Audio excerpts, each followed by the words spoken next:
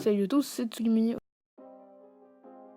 Aujourd'hui, je vais vous faire une vidéo sur MHA. Encore une théorie, oui, je sais encore, mais arrêtez de me saouler.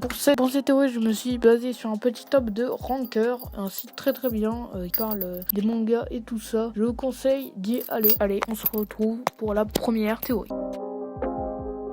Première théorie, que tout le monde aurait des haltères. Donc en gros dans MHA, on sait que 80% de la population a des haltères et 20% il n'en a pas. Mais en fait, il y en a qui pensent que dans ces 20%, que en fait tout le monde a des haltères, sauf que c'est des haltères qui sont inutilisables, enfin qu'on ne peut pas remarquer. Par exemple, Dakota the Human donne quelques exemples intéressants. Une personne qui aurait pu respirer dans l'espace mais aurait passé toute sa vie sur Terre sans le savoir, il avait un haltère. Donc cette théorie se base sur le frère d'All for One qui lui avait un haltère mais qu'on ne savait pas. Donc c'est pour ça qu'il y a des gens qui théorisent sur ça. Moi je lui mettrais un bon petit C cette théorie, que dans le tas c'est sûr qu'il y en a qui ont des haltères que l'on connaît pas. Peut-être que par exemple Deku aurait un haltère qui permet de parler aux esprits, ce qui donc ça c'est un petit spoil pour les scans, ce qui peut-être lui aurait aidé pour pouvoir parler avec les anciens avec les anciens détenteurs du One for All. Ça aurait pu vraiment l'aider. Deuxième théorie.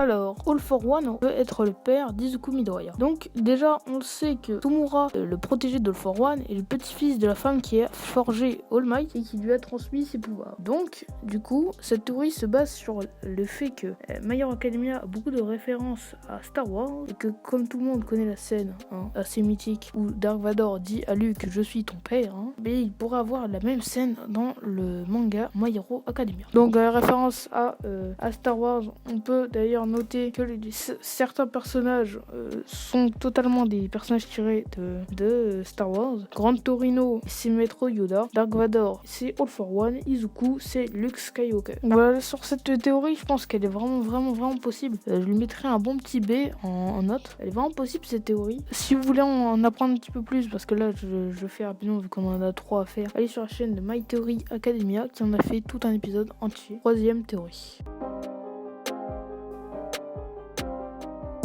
Donc, troisième théorie. Pour cette théorie, je vais vous faire un petit rappel de ce qu'est un Nomu.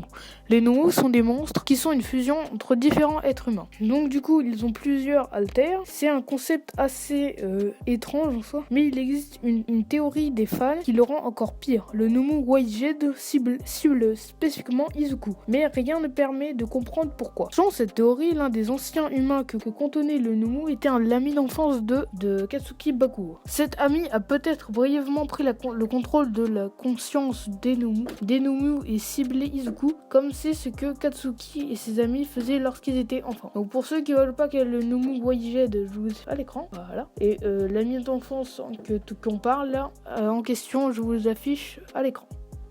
Je trouve cette théorie assez pas mal et assez bien faite. Ouais, elle est vraiment plausible cette théorie. Et du coup, cette théorie, je lui mets un bon A, mec. Ouais, un bon A, elle est vraiment super sympa cette théorie. Merci d'avoir regardé cette vidéo et n'hésite pas à liker et à commenter. Salut!